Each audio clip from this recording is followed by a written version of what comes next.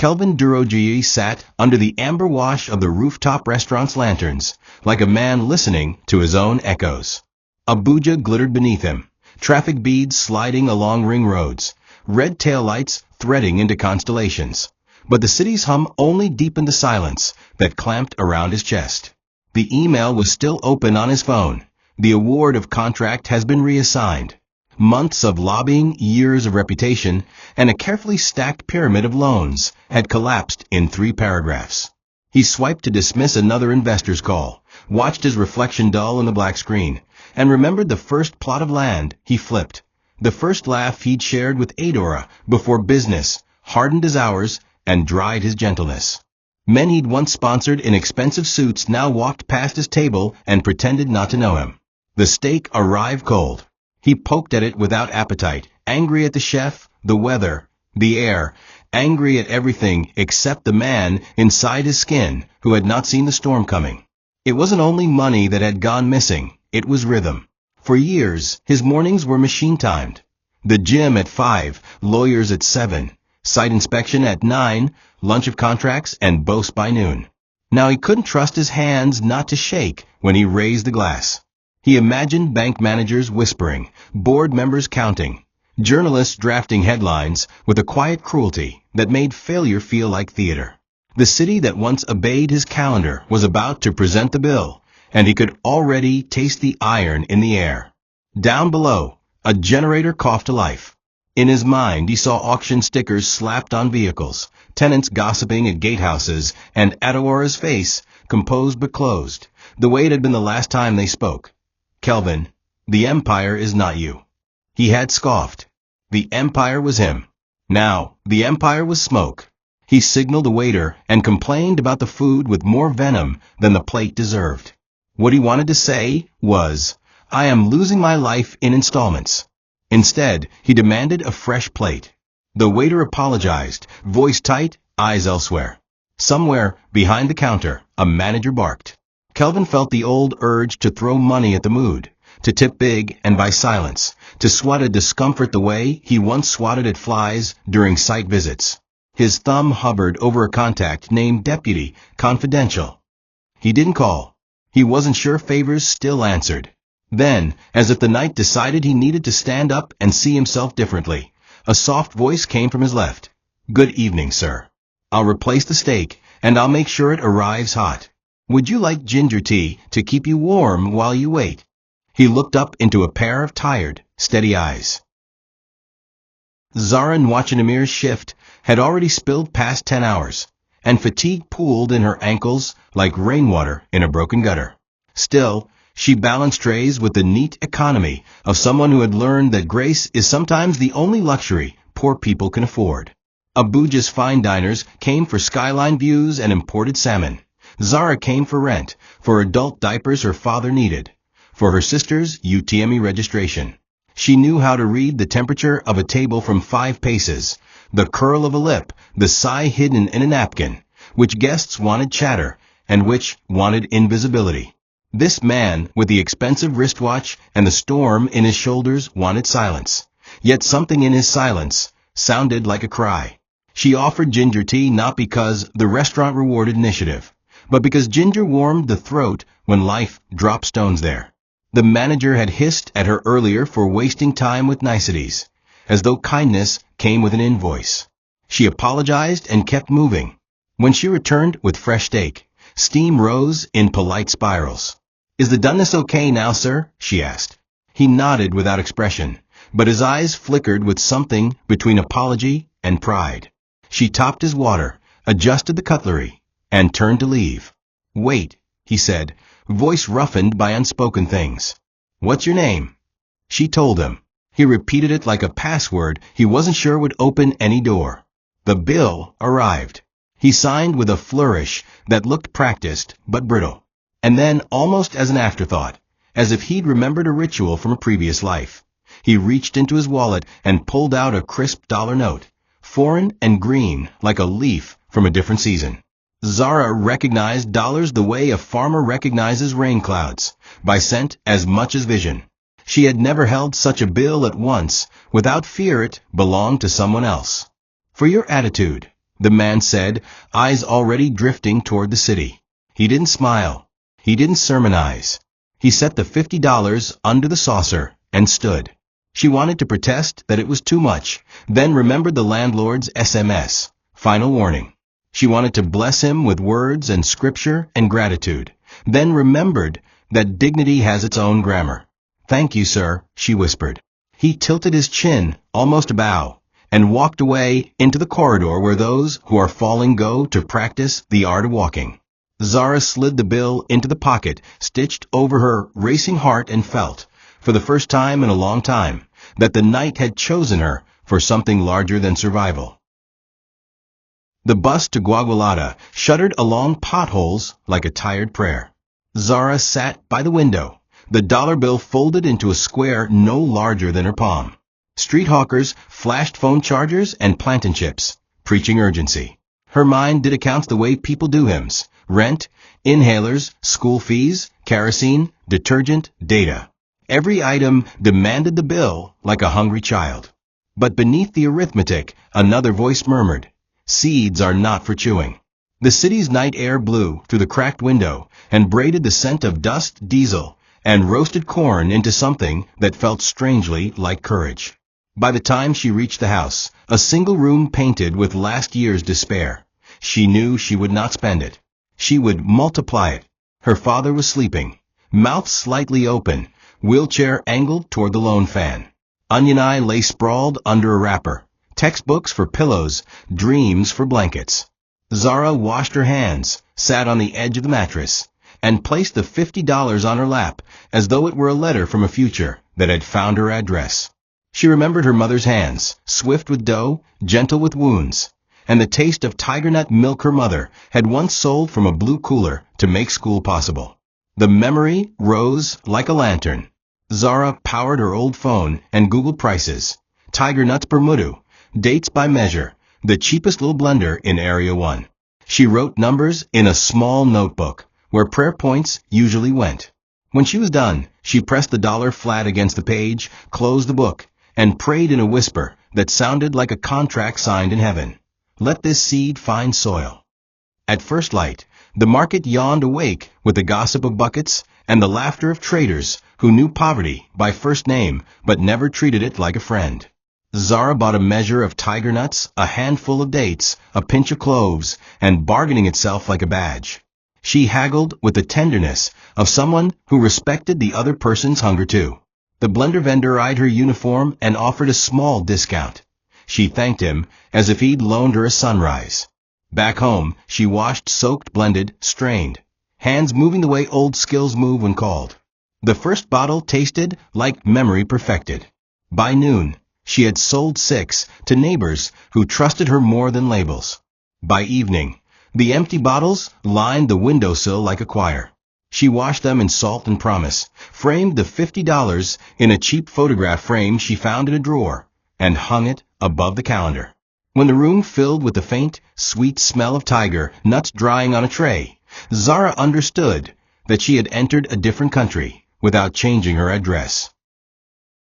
Abuja's rains came like a careful drummer that night, soft, then sure, then loud enough to make the zinc sing.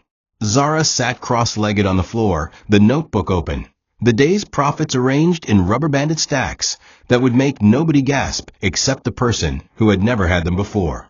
Onion Eye chattered about school, about a literature teacher who smelled of chalk and mangoes, about an essay titled, "What I Will Build." "What will you build?" Zara asked, rinsing a sieve. "A library," Onion Eye said, eyes stubborn with light. Their father awoke, coughed, blessed them with a trembling hand, and said he dreamed of riding a bicycle again. Dreams crowded the room like relatives at Christmas, uninvited but welcome, loud but lovable. Yet fear had paid its rent too. Zara remembered the manager's warning, "Don't bring any buying and selling nonsense here." She remembered the neighbors who called every hustle a fling, who said Abuja had no patience for people who wanted to grow in the same soil they ate from. She stared at the framed bill above the calendar and felt how fragile faith can be when the arithmetic is tight. Still, the day had proved one thing: the city nods at boldness. She mapped the next week in her notebook: pre-dawn blending, pre-work street sales, lunchtime drop-offs to nearby eateries, evening shift at the restaurant, nighttime washing. It wasn't a schedule, it was a vow. Before sleep, she scribbled a name on a clean page, Zara's Natural Blend. Beneath it, she drew a crude logo, 2 hands cupping a drop. It looked like a child's sketch. It looked like a door. When the light went out, the rain carried her thoughts into places where possibility speaks in the voice of your mother. She remembered the man's eyes, tired, kind, barricaded. She didn't know his story, didn't need to. Sometimes the currency of life is not cash, but consent. A stranger consenting to your dignity. The universe consenting to your courage. Thank you, whoever you are, she whispered into the dark, half to the man, half to God. In the morning, she would rise before the call to prayer, before the buses found their horns, and carry a cooler that was heavier than yesterday, but kinder than despair. Sleep arrived, wearing the smell of cloves and starch. Outside, the city rehearsed tomorrow. Inside, a small business took its first slow, stubborn breaths. Dawn shook the city awake with a clatter of buckets and the ordnance of traffic. Zara set her cooler at the junction where office workers learned to walk fast and Kiki drivers learned to bargain faster. She wore no makeup, only resolve. "Good morning, natural tiger nut milk, no preservatives," she called, voice bright enough to overcome the dust. The first customer frowned at the unprinted label. The second asked if she had POS. The third bought 2 bottles, then returned 2 minutes later for a third. By 9, the cooler was a cave with only echoes left. She texted Onion Eye to rinse the bottles at home and smiled at the way the day, like a kind teacher, seemed eager to be impressed. At the restaurant, she moved like a metronome despite the fatigue sandbagging her calves. The manager eyed the faint scent of cloves in her hair and sniffed disapproval. "Focus here," he said. "Yes, sir," she replied, swallowing the lecture with her water. During her 15-minute break, she slipped outside to hand over 5 chilled bottles to a nearby salon owner who had DM'd her on Instagram after a neighbor's story post. She took a photo, hands only, no face, and wrote a caption. Started with 1 tip. "We move." The likes were not many, but each one arrived like a small drum. In the evening back home, the sink became a river of bottles. The table became a factory line. The room, a cathedral where ritual was measured in rinses and prayers. Risk announced itself a week later as an opportunity that felt too large for her small hands. A boutique gym was wanted a trial supply. 24 bottles before 6 a.m., labeled, sealed, cold. Saying yes meant buying ice packs, waking at 3 a.m., and risking a delivery failure that could brand her unreliable. Saying no meant staying small, because fear prefers furniture that doesn't move. She said yes. That night, she drafted a simple sticker on her phone with a free app and begged the print shop to run 10 sheets before closing. At 2:45 a.m., she stood in the corridor, cooler packed, label straight, fingers shaking not from cold, but from consequence. She glanced at the framed $50 bill and almost laughed. How strange that paper could make spine. Then she stepped into the blue softness of pre-dawn, hailed a ride whose driver spoke in proverbs, and delivered her first wholesale order to a manager who checked temperatures with a scientist's suspicion. When he said, "We'll see how clients respond," she nodded like a professional and waited until she reached the road before allowing herself a private smile. The city had tested her balance on a wire, and she had crossed, not gracefully, but without falling. The weeks that followed turned Zara into both a worker and a storm. She woke before the first call to prayer, blending tiger nuts while the world still yawned, then hurried to her restaurant job by sunrise, always 5 minutes early, always smiling through exhaustion. Her hands grew rough from scrubbing bottles and wiping tables, but her spirit learned rhythm, the rhythm of survival turning into creation. Every night, she collapsed beside her sister, body aching, mind alight with new ideas. She tracked every sale in a small ledger, down to the last naira, promising herself that no money would ever again slip through her fingers without a purpose. Her boss grew suspicious of her sudden bursts of energy. "Don't let your side hustle ruin your job," he warned. Zara only nodded, biting her tongue, because she understood something he didn't. She wasn't chasing extra money. She was building a new identity. As her product gained small popularity, temptation arrived dressed as comfort. Her father's friend offered her an easier route to marry a man with a stable business and end this street struggle. But Zara refused. "If I sell my independence for comfort," she told Onion, "then I've only traded one kind of poverty for another." The days blended into a montage of sweat, prayer, and hope. Her phone buzzed with new orders from co-workers who secretly admired her courage but mocked her ambition behind closed doors. Some called her Madam Juice. Others teased that she was wasting a fine face on bottled nuts. She smiled through it all, each insult becoming another brick in the wall of her resolve. The name Zara's Natural Blend began to mean something. She printed her first paper labels using the cheapest printer in Area 3, hand-glued them onto bottles, and posted her first photo online. A cooler of drinks against the background of her father's wheelchair. The caption read, "From service to serving." The post got 23 likes and 2 shares, small numbers, yet it felt like thunder. Her regulars started to ask for her by name, not for her service tray, but for her bottles. She learned how to smile through hunger, how to kneel in gratitude for each new order, and how to silence fear by outworking it. That season, she didn't just learn business. She learned that faith with blisters still counts as faith. By the 3rd month, her routine was no longer just survival, it was strategy. She started sourcing tiger nuts directly from the farmers' wives who came into the city at dawn, buying in bulk to cut costs. Her father became her first silent accountant, counting coins and bills with trembling fingers as he prayed blessings over each stack. When Onion asked why she still worked at the restaurant despite the growing orders, Zara smiled. Because the best trees don't leave the soil that first fed them until their roots are sure. But even she couldn't hide the exhaustion forever. Her eyes sank deeper into their sockets, her hands trembled more often, and sometimes she dozed off on the restaurant's bathroom floor between shifts, the scent of disinfectant replacing sleep. Yet every morning she woke again with fire in her lungs, as though God himself kept shaking her awake. Customers began to recognize her brand name. Zara's Natural Blend appeared in office break rooms, hair salons, and even a local fitness club. One Sunday morning, a food blogger wrote an article titled, "The Girl Who Bottles Sunshine." Orders tripled in 2 days. She and Onion spent the weekend washing bottles, boiling water, and praying the electricity wouldn't fail before morning deliveries.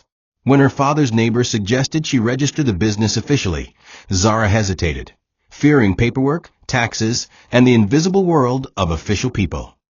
But when she walked into the Corporate Affairs Commission and saw her company name typed onto an official certificate, she wept. It wasn't just a business, it was proof that a waitress could rewrite her story with her own hands. Her manager at the restaurant noticed the change, not in her uniform, but in her posture. Zara no longer bowed under the weight of the world. She carried herself like someone who had glimpsed the end of the tunnel and found it lit. "Don't forget where you started," he warned. She smiled and replied gently, "I couldn't forget if I tried." Each night, she touched the framed $50 on the wall before sleeping, whispering, "We're growing, sir. You planted a seed, and it's finding the sun." She didn't know that somewhere across town, the man who had given that seed was now losing everything it had once meant to be rich. Kelvin Durojaiye's descent was slow, public, and merciless. The same newspapers that once praised him now hunted his name with red ink. His business partner siphoned funds to an offshore account, leaving him to face angry shareholders and a lawsuit that devoured his savings. The mansion that once hosted ministers and governors became a ghost house where silence argued with memory. Adora, his wife, packed her things in quiet fury, her last words slicing sharper than glass. "You built empires but forgot to build a home." When she left, the sound of her heels down the marble staircase echoed like gunshots of regret. Kelvin sat by the window for hours, watching the gardener uproot the dying flowers that once lined his driveway. A metaphor too cruel to miss. Every morning brought new humiliation. His phone buzzed with messages from former friends offering sympathy laced with gossip.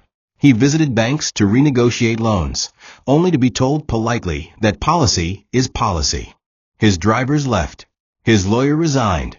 Even his mother's church friends began sending prayer texts that felt more like obituaries for his pride. For the first time in 20 years, he drove himself through traffic, unshaven and silent, past construction sites that once bore his company's banners. He avoided mirrors. They told the truth too loudly. The city that once bowed before his money now offered him no seat. At night, he found himself staring at the ceiling, replaying old conversations with his late father. "Remember, Kelvin," his father had once said, "money makes noise, but grace moves quietly." He had laughed then. Now, those words pressed against his ribs like stones. He opened his laptop and tried to restart, but investors saw his name and fled like pigeons before thunder. He sold his last luxury car to clear part of his debts and moved into a small two-bedroom flat in Garki. The first night there, the ceiling fan clicked unevenly above him, and he realized he had never slept without air conditioning before. But in that moment, stripped of power, pride, and pretense, Kelvin Durojaiye finally met the man behind his name and found him trembling. The same week Kelvin's last property went up for sale, a radio host aired an inspiring story about a young woman who had turned a $50 tip into a thriving juice company. Kelvin, driving home from a failed meeting, heard the broadcast faintly between static. "Her name is Zara Nwachinamir," the host said, "and she credits her success to a stranger's kindness." Kelvin froze at the steering wheel. A $50 tip? A waitress? The word scratched at his memory like a forgotten song. He shook his head. There must be many such coincidences in the city. Yet a small warmth, unfamiliar and almost painful, stirred inside him. Meanwhile, Zara's business leaped beyond survival into significance. She was invited to a youth entrepreneurship fair to speak about her journey. Standing behind the podium, wearing a borrowed blazer and trembling heels, she told the crowd, "I started with one small act of kindness. It wasn't the money. It was the reminder that I could be trusted with opportunity." The hall erupted in applause, and a local investor approached her afterward with a micro-grant offer. It wasn't millions, but it was oxygen for her dream. She cried in the taxi home, clutching the envelope to her chest, whispering gratitude for a man whose name she never even knew. As Zara's story went viral on social media, Kelvin saw her face on a news article shared by a colleague. From waitress to CEO, the woman who turned a $50 tip into a fortune. He stared at the photo for a long time. Though her makeup and clothes had changed, her eyes hadn't. Those calm, steady eyes that once looked up at him with gratitude over a dinner table. He scrolled through the article twice, his throat tightening. The world applauded her, but what pierced him most was her humility. She never mentioned his name. "She protected me," he murmured, voice cracking. For the first time in years, Kelvin smiled, not out of pride, but relief. Maybe his one good deed had survived the ruins of his empire. By the time Zara's brand entered supermarkets, her life looked unrecognizable. She bought her father a new wheelchair and rented a modest 3-room apartment. Yet even with her growing success, she kept her schedule humble, still visiting the same market women, still delivering bottles herself sometimes, still saying thank you louder than most people said good morning. Her team grew from 2 to 8. Her Instagram page reached 10,000 followers, and journalists called her Nigeria's Tiger Nut Queen. But inside, she carried one unfinished prayer, to someday meet the man whose single act of generosity had watered her destiny. She often wondered what had become of him, if he was proud, if he even remembered her face. On the other side of the city, Kelvin walked past a billboard advertising Zara's Natural Blend, a woman in white holding a bottle, smiling with purpose. He paused at a red light and stared until the horns behind him blared. He whispered her name under his breath like a psalm. He wanted to walk into the nearest store, buy her drink, and maybe send her a thank you note for reminding him that wealth could still create light. But pride, even broken pride, still clung to him like a shadow.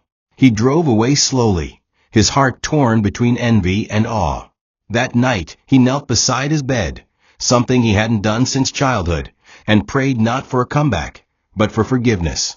Fate was already sketching their reunion. Unknown to Kelvin, the National Entrepreneurs Summit had just listed its annual lineup, and Zara was named as one of the keynote speakers. The event was open to the public, sponsored by one of Kelvin's old associates, who invited him out of courtesy. "You might learn something from these new faces," the man had said mockingly. Kelvin accepted without thinking much of it, just grateful for an excuse to wear a suit again. And as he laid the invitation card on his table, the ink shimmered under the dim bulb, a name in bold print staring right back at him. Zara Amir, founder and CEO, Zara's Natural Blend. His breath caught. Somewhere deep inside, a forgotten melody began to play.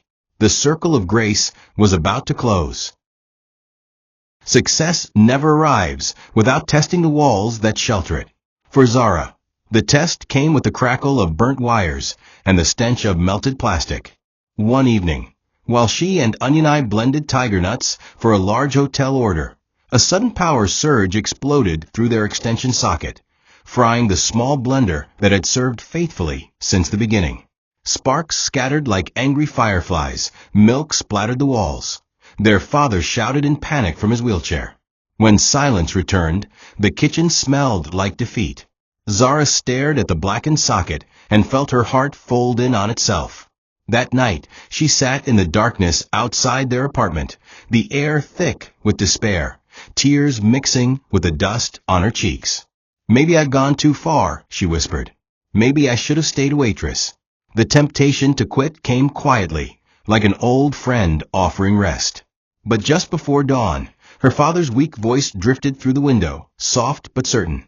"A seed that survived drought will bloom after the rain." It wasn't just comfort, it was command. The next morning, she took the little savings left in her drawer and went to Woods Market. Every step felt heavier than the last, but something fierce pushed her forward, a kind of stubborn gratitude that refused to die. She bargained hard for a used industrial blender, the vendor laughing at her seriousness, until he saw the determination in her eyes and agreed to a discount. Carrying the heavy box home on her head, Zara drew stares from strangers who couldn't tell whether she was broken or burning. When she reached her compound, she didn't even rest. She cleaned, rearranged, and restarted production with what remained. Onion, seeing her sister's persistence, cried silently as she rinsed the bottles. "We're not stopping," Zara said firmly. "This is how God separates those who talk from those who do." That evening, she delivered every single bottle on time. Her palms blistered, her spirit resurrected. The hotel manager called later that night, praising the quality of her drink and requesting a long-term supply. It felt unreal, almost undeserved. Zara fell to her knees, thanking God aloud, startling her neighbors with shouts of gratitude. What she didn't know was that across town, Kelvin Durojaiye sat at a similar hour in his dim apartment, nursing instant noodles and silence, his only light the reflection of a headline on his phone. "Young Nigerian entrepreneur overcomes adversity to build beverage brand." He clicked the link out of habit, and there she was again, her photo glowing, her smile determined. He leaned back in his chair and whispered, "Resilience looks good on her." He didn't know he was watching the same woman whose survival would soon breathe life back into his own. By the middle of the following year, Zara's Natural Blend had outgrown the small kitchen. Her customers were now hotels, supermarkets, and gyms. She rented a modest workshop space and employed 5 women, widows, single mothers, and former waitresses, who needed the same second chance life had once given her. They called her Madame Z, but she always laughed and insisted, "I'm still Zara." Her leadership was firm but motherly. She paid their salaries on time and prayed with them before every production run. The workshop smelled of tiger nuts, sugar, and sincerity. It became a sanctuary where survival turned into sisterhood. Each bottle they sealed felt like a testimony, proof that dignity could grow in the most unlikely soil. Zara's humility remained her crown. When a television crew came to film a feature on her story, she didn't rent fancy clothes or stage her workspace.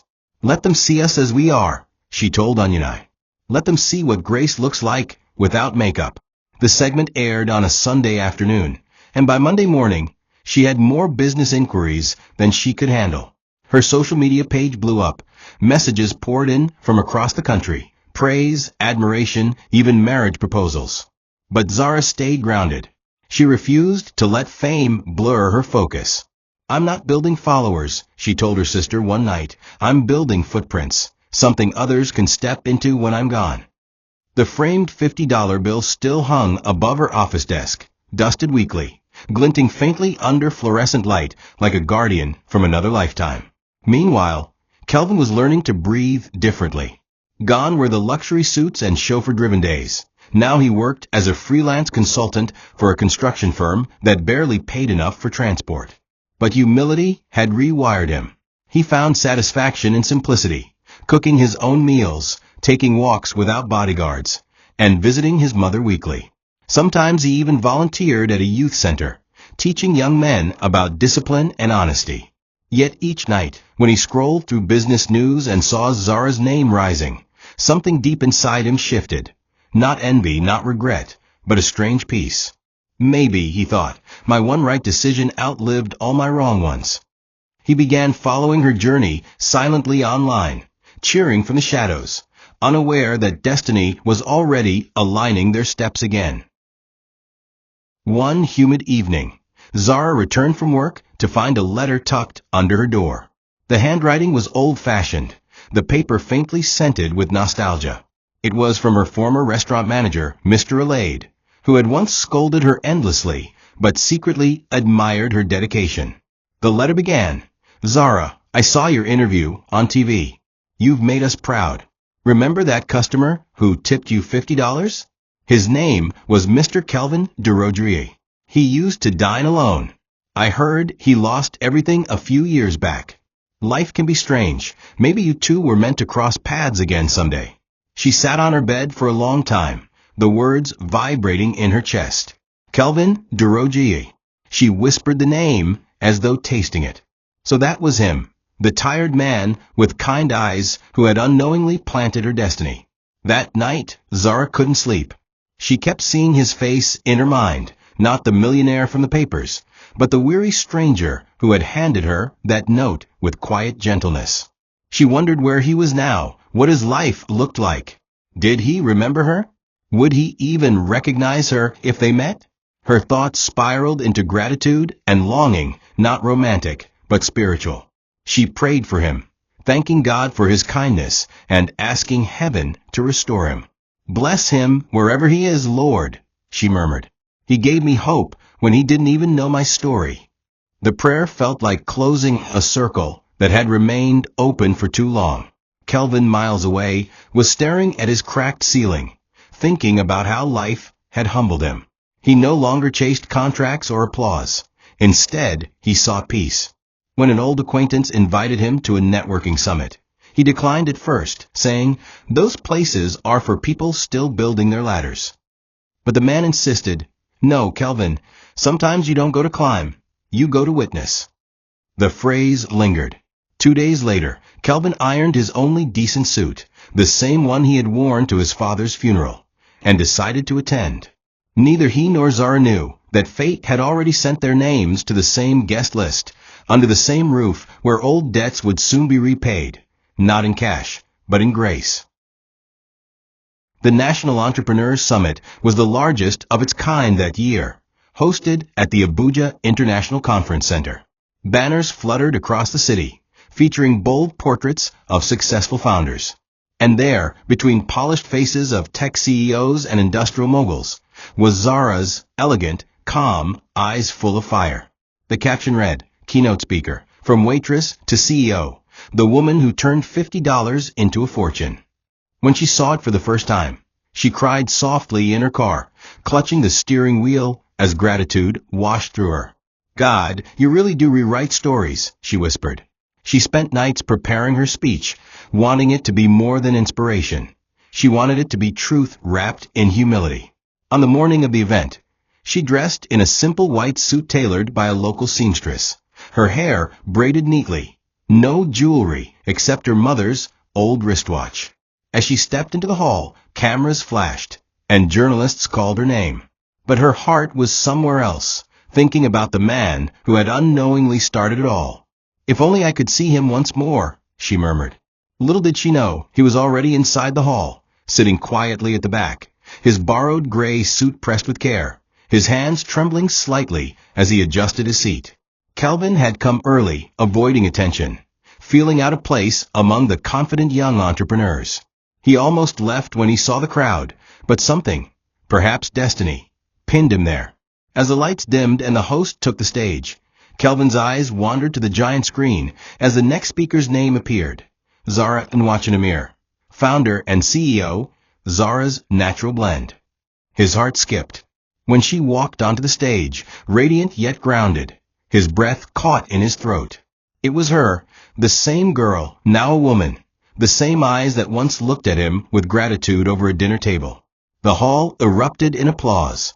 Kelvin's world went silent. He sat frozen, tears already gathering, as the woman he had once tipped with casual generosity prepared to speak words that would soon heal him more deeply than money ever could.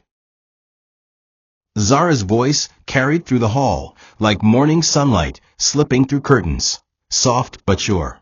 She began with humor, disarming the crowd, then unfolded her story piece by piece.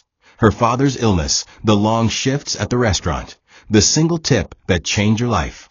It wasn't just money, she said, eyes glistening. It was faith disguised as kindness. That $50 told me that I was seen, that I mattered.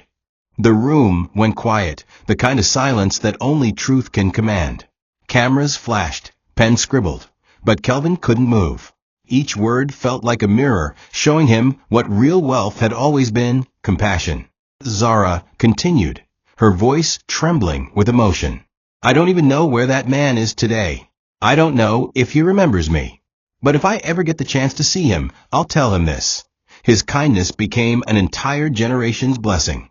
He didn't just help a waitress. He helped build a company that now feeds families.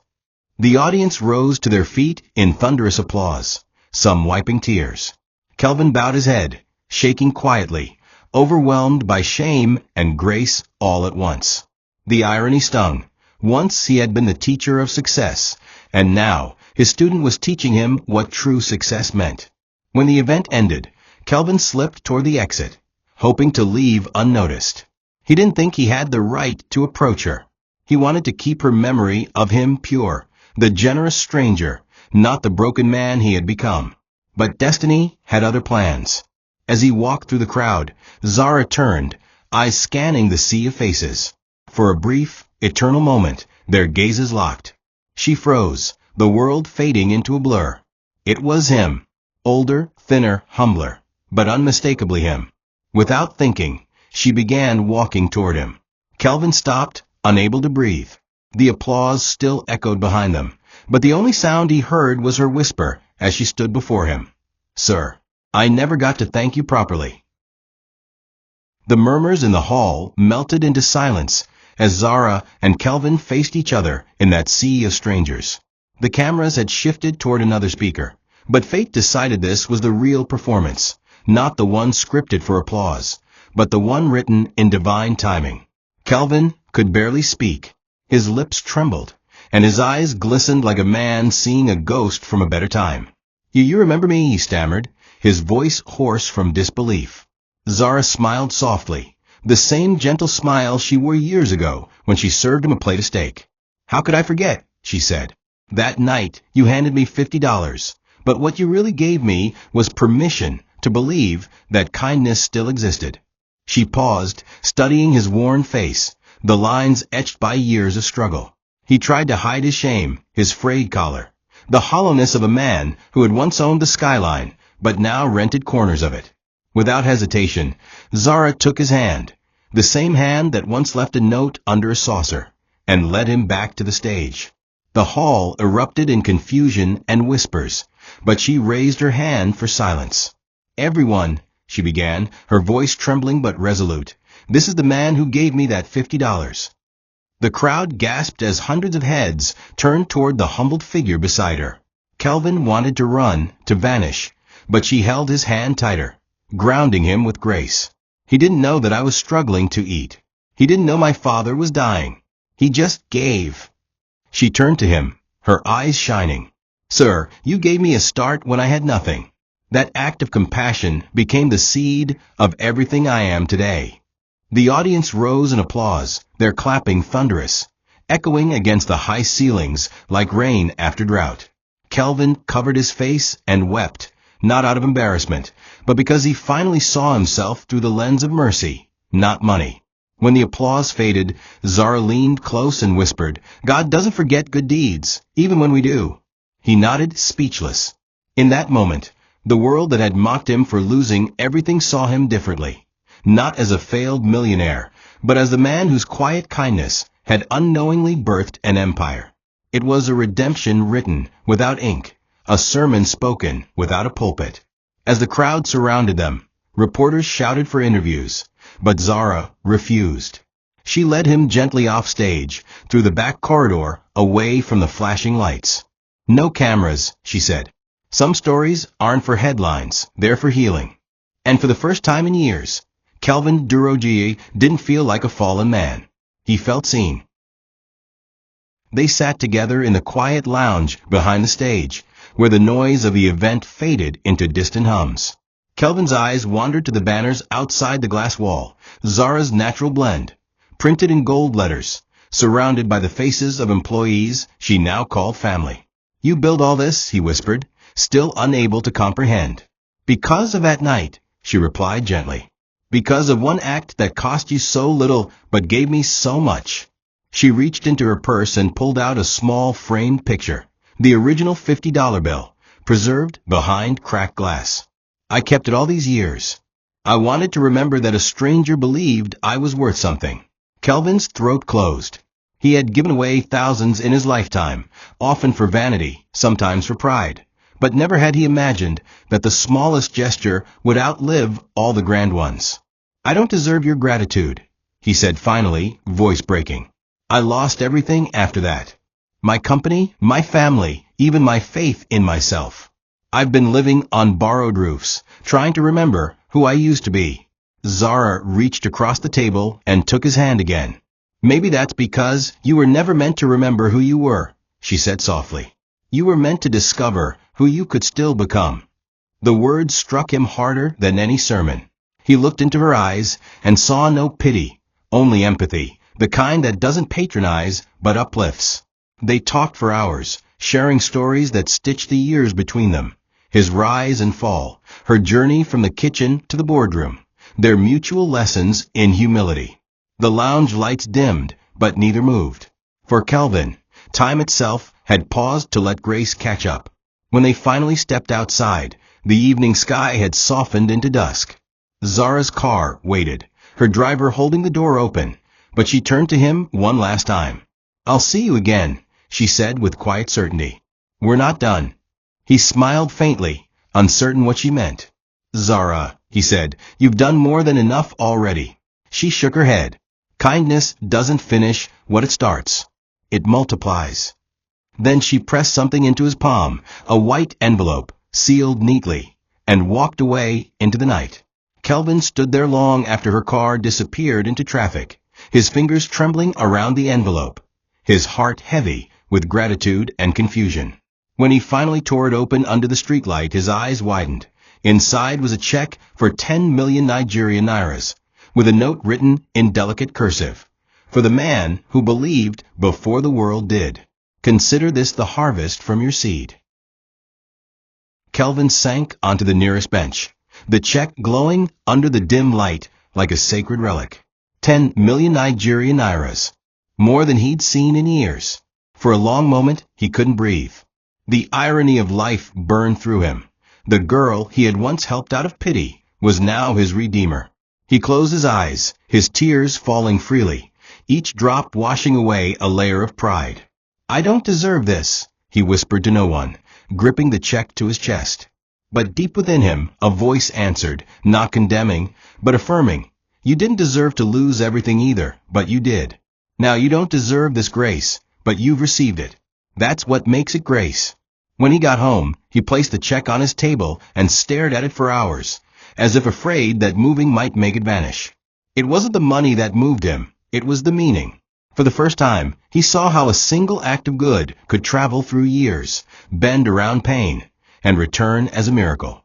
The next morning, Kelvin visited his mother in the small apartment he now rented for her. "Mummy," he said quietly, handing her the check. "Do you remember the waitress story I once told you?" She smiled faintly. "The one you gave dollars to? What about her?" Kelvin's eyes filled again. "She's the reason we can start over." His mother stared at the check, then at him. "Start over?" He nodded. "I want to build something again, not for wealth, but for worth." His mother's eyes softened. "Then build with people, not money." Those words planted themselves deep in his heart. He spent the next weeks thinking not of businesses, but of purpose. When he finally called Zara, his voice trembled. "I can't take this," he said. "This belongs to you." She laughed gently over the phone. "It already belonged to you, before I was even ready to earn it. Don't give it back, give it meaning." And so, Kelvin decided to use the gift not to rebuild his empire, but to rebuild lives. He rented a small office space and started mentoring young entrepreneurs, teaching them about ethics, resilience, and humility. He called it the Grace Initiative, and he made Zara its silent co-founder. When she arrived on opening day, dressed simply as always, she smiled at the plaque on the wall that read, "Founded on faith, forged by kindness." "This," she said, looking around the modest room filled with eager faces, "is the real business we were meant to build." Kelvin nodded, his heart lighter than it had been in years. He had lost everything money could buy, and in return, he had found everything it couldn't. The months that followed turned their collaboration into a movement. Word spread across the city about the fallen millionaire and the waitress-turned-CEO who were changing lives together. The Grace Initiative became a refuge for small dreamers, artisans, mechanics, and food vendors who had ambition but no direction. Every Saturday, Kelvin taught financial discipline, and Zara shared her story of faith and perseverance. Their partnership wasn't built on contracts or fame, but on shared humility. Reporters begged for interviews, but Kelvin always refused the spotlight. "She's the story," he would say. "I'm just the echo." And Zara, in her quiet way, always corrected him. "You're the seed. I'm just what grew from it." They worked side by side, their friendship deepening into something neither could name. Not romance, not obligation, but a rare, sacred companionship born of gratitude and purpose. Sometimes they sat together after seminars, sipping tea while watching the sunset from the office balcony. "I used to think God punished me," Kelvin confessed once. "Now I see he was preparing me." Zara smiled. "Pain is a kind of pruning. It cuts what doesn't belong so fruit can grow." Her words carried the calm of someone who had lived every syllable. He turned to her, emotion thick in his throat. "You become everything I prayed for my daughter to be," he said softly. She blinked, eyes glistening. "And you become the father figure I wished I had." That moment sealed their bond, not through blood, but through shared healing. In time, the Grace Initiative expanded beyond Abuja, opening branches in Port Harcourt and Lagos. Kelvin often found himself invited to speak again at business events, but he always began his talks with the same line: "If you ever meet a waitress, don't just tip her, believe in her." The audience always laughed at first, until he told them why. The story of Zara and Kelvin became a parable of modern-day grace, the kind that doesn't need religion to be holy. And though the world praised their success, what moved them most was seeing those they helped build their own empires with honesty and hope. It was redemption in motion, a legacy neither of them had planned, but one both had earned. Years later, a clear morning sun rose over Abuja, casting golden light on a new building near the city's edge. A marble sign gleamed in front, the Grace Innovation Hub, founded by Zara Nwachinamir and Kelvin Durojaiye. Reporters, officials, and young entrepreneurs gathered for the grand opening. Zara, now in her mid-30s, stood proudly in a pale blue gown beside Kelvin, who had aged gracefully into wisdom rather than wealth. The ribbon fluttered in the wind as she handed him the scissors. "You started this story," she whispered. He smiled. "No, Zara, you finished it." When the ribbon fell, the crowd erupted in applause. Cameras flashed, capturing two figures joined not by power or romance, but by purpose, a living testimony that kindness does not expire. After the ceremony, they slipped away from the noise to the rooftop terrace overlooking the city. The breeze carried the sound of laughter from below. Dozens of youths walking into the building that would change their futures. Kelvin gazed at them, eyes misty. "Do you realize what you've done?" he asked quietly. Zara laughed. "What we've done," she corrected. "You gave me $50. I gave you back meaning. And together, we gave others hope." He turned to her, emotion swelling in his chest. "I gave you $50, he said slowly, "and you gave me my soul back." She smiled, eyes bright as dawn. "Then we're even." They stood in silence for a long while, watching the city stretch beneath them, knowing they had both rebuilt something invisible yet eternal. Faith in humanity. As evening fell, the first light flickered on inside the new hub. Students brainstorming, mentors guiding, lives being rewritten. Kelvin placed his hand on the railing, feeling the cool metal beneath his fingers, and whispered a quiet prayer of thanks. "God," he said, "thank you for the detours." Zara placed her hand over his and added softly, "and for the seeds disguised as kindness." The city below glittered like 1,000 answered prayers. Their story had begun with a single act no one had noticed, and ended with a movement no one could ignore. It was proof that wealth measured in hearts is never lost. It only multiplies. And as the night deepened, the world outside dimmed, but their light, the light of grace, burned on, unending. Please like, share, and subscribe. Your support means the world to us. Thank you for watching to the end. Don't forget to come back for the next amazing tale yet.